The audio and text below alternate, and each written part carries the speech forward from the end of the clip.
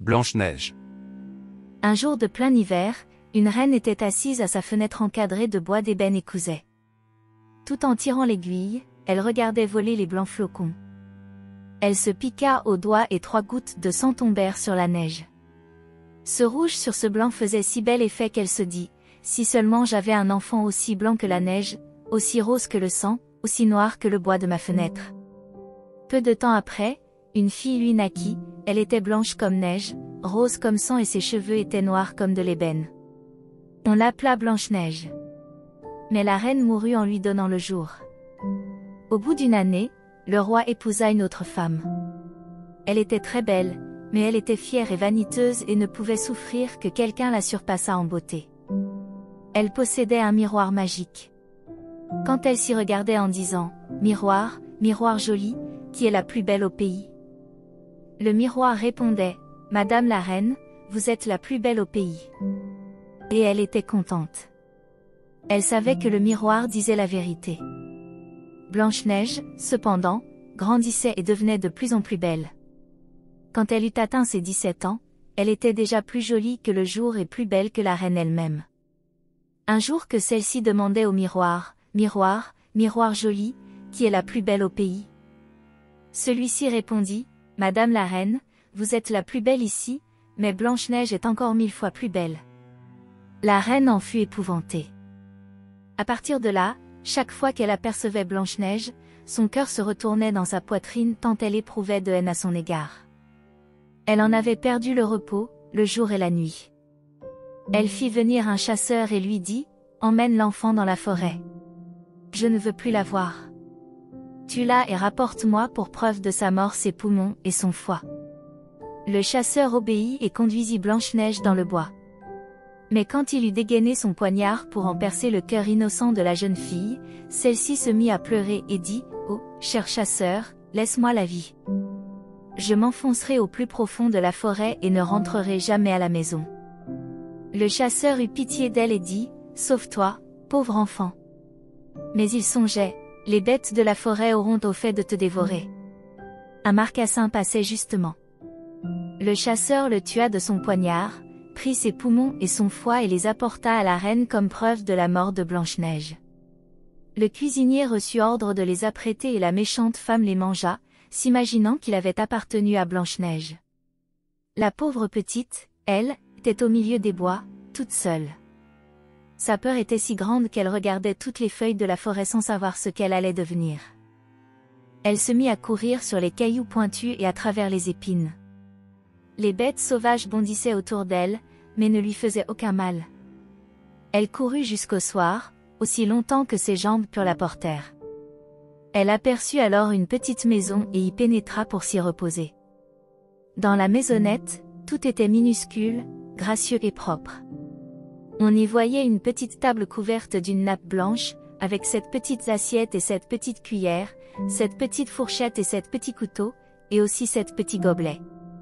Contre le mur, il y avait 7 petits lits alignés les uns à côté des autres et recouverts de draps tout blancs.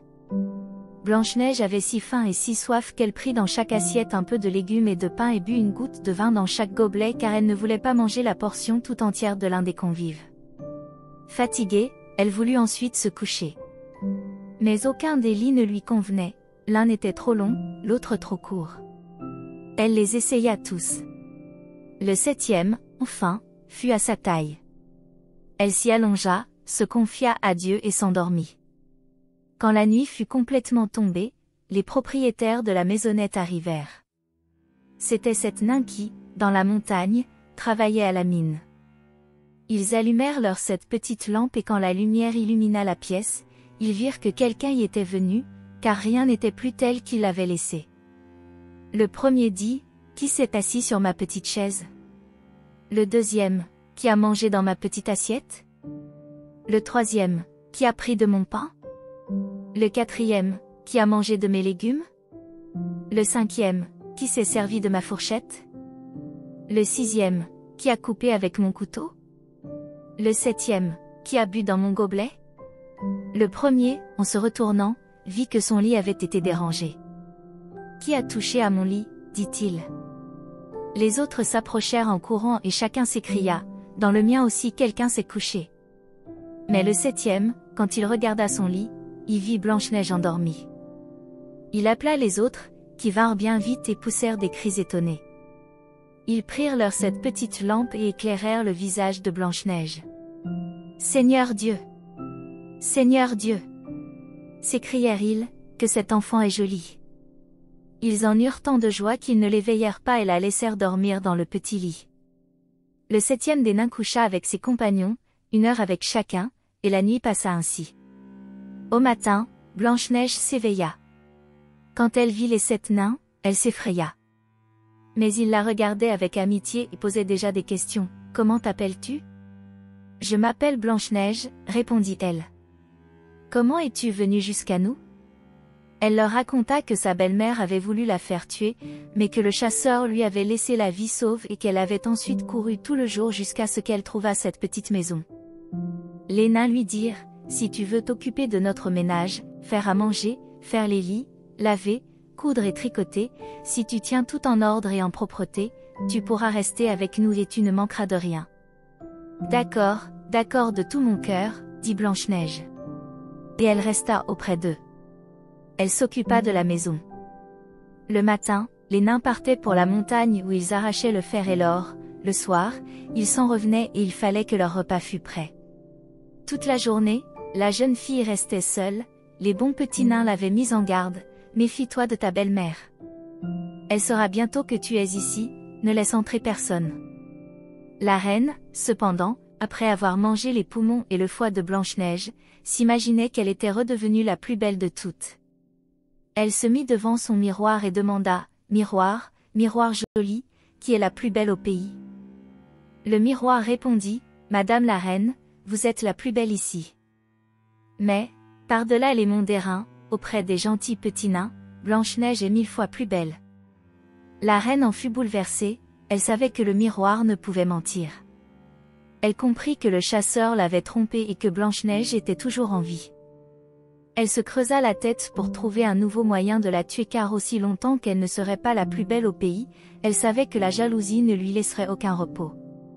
Ayant finalement découvert un stratagème, elle se farda le visage et s'habilla comme une vieille marchande ambulante. Elle était méconnaissable. Ainsi déguisée, elle franchit les 7 montagnes derrière lesquelles vivaient les 7 nains.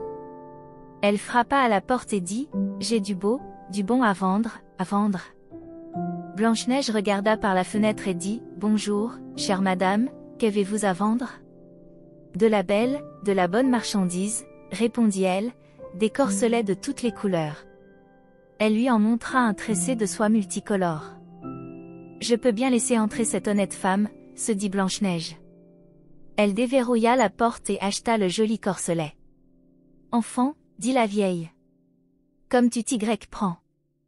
Viens, je vais te l'ajuster comme il faut. » Blanche-Neige était sans méfiance. Elle se laissa passer le nouveau corselet. Mais la vieille serra rapidement et si fort que la jeune fille perdit le souffle et tomba comme morte. « Et maintenant, tu as fini d'être la plus belle, » dit la vieille en s'enfuyant. Le soir, peu de temps après, les 7 nains rentrèrent à la maison. Quel effroi fut le leur lorsqu'ils virent leur chère Blanche-Neige étendue sur le sol, immobile et sans vie. Ils la soulevèrent et virent que son corselet la serrait trop. Ils en coupèrent vite le cordonnet.